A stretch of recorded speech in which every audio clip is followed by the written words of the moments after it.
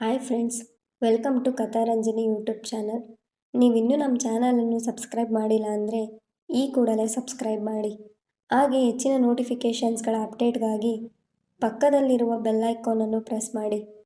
ಅನುರಾಗ ಬಂಧನ ಭಾಗ 52.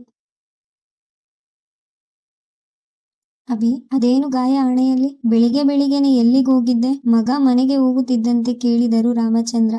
ಅವನೇನು ಉತ್ತರಿಸದೆ ಪ್ರಜ್ಞಾ ಫೋಟೋನ ಹಾಲ್ನ ಗೋಡೆ ಮೇಲಿದ್ದ ಅವನ ಫೋಟೋಗಳ ಮಧ್ಯೆ ಜಾಗ ಮಾಡಿ ತೂಗು ಹಾಕಿದ. ಫೋಟೋದ ಮೇಲೆ ಮೆತ್ತಗೆ ಸವರಿದ. ಪ್ರಜ್ಞಾಗೆ ಪಿಂಡ ಪ್ರದಾನ ಪೂಜೆ ಯಾವಾಗ ಮಾಡೋದು? ರಾಮಚಂದ್ರರು ಕೇಳಿದಾಗ ಏನು ಹೇಳದೆ ಪ್ರಜ್ಞಾ ಫೋಟೋ ನೋಡುತ್ತಾ ನಿಂತ ಅಭಿ. ನೀನು ಬಿಳಿ ಬಟ್ಟೆ ಹಾಕಿರೋದು ನೋಡಿದ್ರೆ ಅದು ಕೂಡ ನೀನೇ ಮಾಡಿ ಬಂದಿರೋ ಆಗಿದೆಯಲ್ಲ? ಅವನನ್ನು ನೋಡುತ್ತಾ ಅನುಮಾನದಲ್ಲಿ ಕೇಳಿದರು. ಅವನ ಬಾಯಿಂದ ಒಂದು ಶಬ್ದವೂ ಹೊರಬರಲಿಲ್ಲ. ಹೇಳು ಅಭಿ, ಅದನ್ನು ಕೂಡ ನೀನೇ ಮಾಡಿ ಬಂದ್ಯಾ?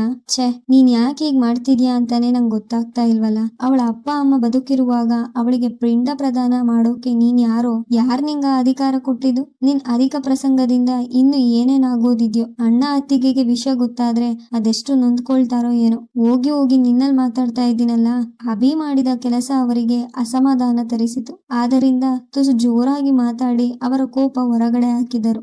ಮಾತಾಡಿ ಅಂತ ನಾನು ಹೇಳಿದ್ನ? ನಾನು ಮಾತಾಡದೆ ಹೋದ್ರು ಯಾಕೆ ಗಂಟ್ಲು ಹರ್ಕೊಂತೀರಿ? ಇಷ್ಟಕ್ಕೂ ನಾನು ಪೂಜೆ ಎಲ್ಲ ಮಾಡಿ ಬಂದಿರೋದು ನನ್ನ ಅಕ್ಕನಿಗೆ. ಅದನ್ನ ಪ್ರಶ್ನೆ ಮಾಡೋ ಹಕ್ಕು ನಿಮಗಿಲ್ಲ. ಸುಮ್ನೆ ಇದೀನಿ, ನಿಮ್ಮನೇಲಿ ಇದೀನಿ ಅಂದ ಮಾತ್ರಕ್ಕೆ ನಿಮ್ಮ ಮಾತೆಲ್ಲ ಕೇಳ್ತೀನಿ ಅನ್ನೋ ಭ್ರಮೇಲಿ ನನ್ನ ಮೇಲೆ ಅಧಿಕಾರ ಚಲಾಯಿಸೋಕೆ ಬರ್ಬೇಡಿ. ಆ ಹಕ್ಕು ನಿಮಗಿಲ್ಲ. ನಿಮ್ಮಿಂದ ಉಪದೇಶ ಹೇಳಿಸ್ಕೊಳ್ಳೋಕೆ ನಾನು ತಯಾರಿಲ್ಲ.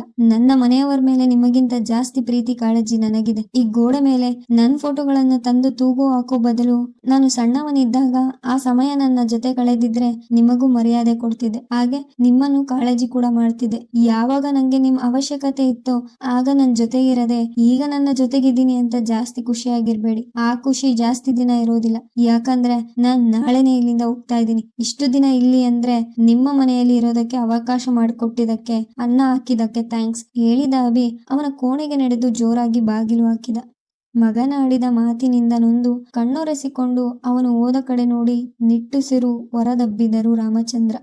ಯಾಕಭಿ ಇಷ್ಟು ದಿನ ಆದ್ರೂ ಕಾಲೇಜ್ ಕಡೆ ಬರ್ಲಿಲ್ಲ? ಇವನು ನನ್ನ ನಿಜವಾಗ್ಲೂ ಮರೆತು ಬಿಡ್ತಾನ? ಮರೆಯದೆ ಇನ್ನೇನ್ ಮಾಡೋಕ್ ಸಾಧ್ಯ? ಬೇಡ ಅಂತ ಹೇಳಿ ಅವನನ್ನು ದೂರ ಮಾಡಿದ್ದು ಮರೆತು ಬಿಡು ಅಂತ ಹೇಳಿದ್ದು ನಾನೇ ಅಲ್ವಾ? ಅಭಿನ ನನ್ ಜೀವನದಿಂದ ದೂರ ಮಾಡ್ಕೊಳ್ಳೋಕೆ ನನ್ನಿಂದ ಆಗುತ್ತಾ? ಒಬ್ಬನನ್ನು ಪ್ರೀತಿಸಿ ಇನ್ನೊಬ್ಬನನ್ನು ಮದುವೆ ಆಗೋಕೆ ಹೊರಟಿರೋ ನಾನು ಮದುವೆ ಆದವನ ಜೊತೆ ಚೆನ್ನಾಗಿರ್ತೀನ?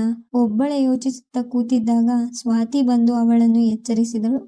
ಏನೇ, ಯಾವ ಲೋಕದಲ್ಲಿ ಕಳೆದೋಗಿದ್ಯಾ? ಕೇಳಿ ಅವಳ ಪಕ್ಕದಲ್ಲಿ ಕೂತಳು. ಏನಿಲ್ಲ, ಹೀಗೆ ಸುಮ್ನೆ ಏನೋ ಯೋಚನೆ ಮಾಡ್ತಿದ್ದೆ ಹೇಳಿದಳು ಪ್ರಾದ್ಯ. ನಿನ್ ಯೋಚನೆ ಏನು ಅಂತ ನಂಗೆ ಗೊತ್ತಿಲ್ವಾ? ಇನ್ನೇನಿರುತ್ತೆ? ಆ ಕೆಲಸಕ್ಕೆ ಬಾರದವನ್ ಬಗ್ಗೆ, ಐ ಮೀನ್ ಆ ಅಭಿ ಬಗ್ಗೆ ಯೋಚನೆ ಮಾಡ್ತಾ ಇರ್ತೀಯ. ಹೊಸದು ಇನ್ನೇನಿರುತ್ತೆ? ಸ್ವಾತಿ ಹೇಳಿದಾಗ ಕೋಪಗೊಂಡಳು ಪ್ರಾದ್ಯ. ನಿನಗೆ ಅಭಿ ಮೇಲೆ ಯಾಕಷ್ಟು ದ್ವೇಷ ಅಂತ ನಂಗೆ ಗೊತ್ತಿಲ್ಲ ಸ್ವಾತಿ. ಮಾತು ಮಾತಿಗೂ ಅವನನ್ನ ಕೆಲಸಕ್ಕೆ ಬಾರದವ, ಅವನು ಸರಿ ಇಲ್ಲ, ಅವನ ಹಾಗೆ ಹೀಗೆ ಅಂತ ಅವನನ್ನ ಜಡ್ಜ್ ಮಾಡೋಕೆ ನೀನ್ ಯಾರು? ಅವನಿಂದ ನಿನ್ಗೆ ಏನ್ ತೊಂದರೆ ಆಗಿದೆ ಅಂತ ಯಾವಾಗ್ಲೂ ಅವನ ಮೇಲೆ ಕೆಂಡ ಕಾರ್ತಾ ಇರ್ತಿ? ನಾನು ಅವನನ್ನ ಪ್ರೀತಿಸಿದವಳು. ಅವನೇನು ಅನ್ನೋದು ನಂಗೆ ಚೆನ್ನಾಗ್ ಗೊತ್ತು. ನನ್ ಮುಂದೆ ಅವನ ಬಗ್ಗೆ ಏನೇನೋ ಹೇಳಿದ್ರೆ ಸರಿ ಇರುವುದಿಲ್ಲ. ನಾನು ಅವನಿಂದ ದೂರ ಆದ್ರೂ ನೀನ್ ಅವನನ್ನ ದೂರೋದು ತಪ್ಪಿಲ್ಲ. ಬೇಡ ಅಂತ ಬಿಸಾಕಿದ ಪೊರಕೆ ಕೂಡ ಒಂದಲ್ಲ ಒಂದು ದಿನ ಉಪಯೋಗಕ್ಕೆ ಬರುತ್ತೆ, ನೋಡ್ತಿರು. ಜೋರಾಗಿ ಹೇಳಿ ಸ್ವಾತಿ ಪಕ್ಕದಿಂದ ಎದ್ದು ಹೋದಳು ಪ್ರಾದ್ಯ. ಹೇಗಿದ್ಯಾ ಅಭಿ? ಸ್ವಾತಿಗೆ ಗದರಿ ಎದ್ದು ಹೋದ ಪ್ರಾದ್ಯಾಗೆ ಅಭಿ ಜೊತೆ ಮಾತಾಡುವ ಮನಸ್ಸಾಗಿ ಅವನಿಗೆ ಅವಳ ಹೊಸ ನಂಬರ್ನಿಂದ ಕರೆ ಮಾಡಿದಳು. ಚೆನ್ನಾಗಿದ್ದೀನಿ. ನೀನು? ಕೇಳಿದನವ. ಚೆನ್ನಾಗಿದ್ದೀನಿ. ಇದು ಯಾರ್ ನಂಬರ್ ಅಂತ ಕೇಳೋದಿಲ್ವಾ? ಇದು ನನ್ನ ಹೊಸ ನಂಬರ್, ಅವಳೇ ಹೇಳಿದಳು. ಓ ಹೌದಾ, ಸರಿ. ಮತ್ತಿನ್ನೇನು ಇಲ್ಲ ಅಲ್ವಾ? ಏನೋ ಕೆಲಸದಲ್ಲಿ ಮುಳುಗಿದ್ದವನಿಗೆ ಫೋನಲ್ಲಿ ಮಾತಾಡುವ ಮನಸ್ಸಿರಲಿಲ್ಲ. ಅಭಿ, ಅದು ನಾನು ನಿನ್ ಜೊತೆ ಸ್ವಲ್ಪ ಮಾತಾಡ್ಬೇಕು ಹೇಳಿದಳು. ಏನ್ ಮಾತಾಡ್ಬೇಕು ಹೇಳು? ಅದು ಇನ್ನೇನು ಕಾಲೇಜ್ ಮುಗಿಯೋಕೆ ಜಾಸ್ತಿ ಅಂದ್ರೆ 1-2 ತಿಂಗಳು ಇದೆ ಅಷ್ಟೆ. ನೀನು ಫ್ರೀ ಇದ್ರೆ ಒಂದು ಸಲ ಸಿಗೋದಿಕ್ಕಾಗತ್ತಾ? ಧೈರ್ಯ ಮಾಡಿ ಕೇಳಿದಳು. ಸಾರಿ ಪ್ರಾದ್ಯ, ಸಿಗೋದಿಕ್ಕೆಲ್ಲ ಆಗಲ್ಲ. ನಾನು ನಾಳೆನೆ ಬೆಂಗಳೂರಿಗೆ ಹೋಗ್ತಿದ್ದೀನಿ. ಇಷ್ಟಕ್ಕೂ ಸಿಕ್ಕಿ ಮಾತಾಡುವಂಥದ್ದು ಏನಿದೆ? ಹಳೆ ಗಾಯನ ಮತ್ತೆ ಕೆದಕೋದು ಸರಿಯಲ್ಲ ಪ್ರಾದ್ಯ. ನೀನು ನಿನ್ನ ಅಪ್ಪ ಅಮ್ಮ ನೋಡಿದ ಹುಡುಗನನ್ನು ಮದುವೆ ಆಗಿ ಸಂತೋಷವಾಗಿರು. ಅಪ್ಪ ಅಮ್ಮ ಏನೇ ಮಾಡಿದ್ರು ಅದು ನಿನ್ ಸಂತೋಷಕ್ಕೆ ಅನ್ನೋದನ್ನ ಮರಿಬೇಡ. ಅವಳನ್ನು ಅವಳ ಪಾಡಿಗೆ ಬಿಟ್ಟು ಬಿಡುವುದೇ ಸರಿ ಅಂದುಕೊಂಡು ಮಾತಾಡಿದ ಅಭಿ. ಅದು ನಿನ್ನಪ್ಪ ನನ್ನ ಮನೆಯವರ ಜೊತೆ ಮಾತಾಡ್ತೀನಿ ಹೇಳಿದ್ರು ಹೇಳಿ ಮಾತು ನಿಲ್ಲಿಸಿದಳು. ನಾನೇ ಬೇಡ ಅಂದಮೇಲೆ ಅವರೇನ್ ಮಾತಾಡೋದು? ಒಂದು ಮಾತು ಹೇಳ್ತೀನಿ, ಬೇಜಾರು ಮಾಡ್ಕೋಬೇಡ. ನಿಂಗೆ ನಿಜವಾಗ್ಲೂ ನಾನು ಬೇಕು ಅನ್ನೋದಾದ್ರೆ ನಮ್ಮಿಬ್ಬರ ವಿಷಯ ನಿನ್ ಮನೆಯಲ್ಲಿ ಗೊತ್ತಾದಾಗ್ಲೇ ನೀನು ಹೇಗಾದ್ರೂ ಮಾಡಿ ಅವರನ್ನ ಒಪ್ಪಿಸ್ತಾ ಇದ್ದೆ. ಅವ್ರು ಹೇಳಿದ್ರು ಅಂತ ಬೇರೆಯವನನ್ನ ಮದ್ವೆ ಆಗೋಕೆ ಒಪ್ಪಿಗೆ ಕೊಡ್ತಾ ಇರ್ಲಿಲ್ಲ, ಕಟುವಾಗಿ ಹೇಳಿದ ಅಭಿ.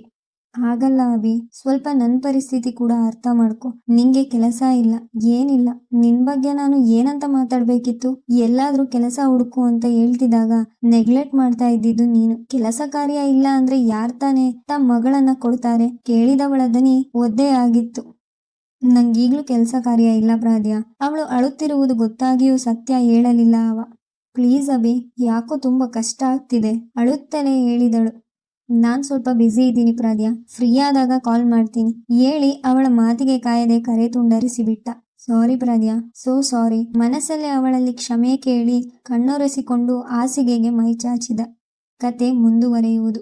ನಿಮಗೆಲ್ಲ ಈ ಕತೆ ಇಷ್ಟವಾಗಿದ್ದೆ ಎಂದು ಭಾವಿಸ್ತೇನೆ. ಕತೆ ಇಷ್ಟವಾಗಿದ್ದಲ್ಲಿ ಲೈಕ್ ಮಾಡಿ, ಕಮೆಂಟ್ ಮಾಡಿ, ಶೇರ್ ಮಾಡಿ. ಧನ್ಯವಾದಗಳು.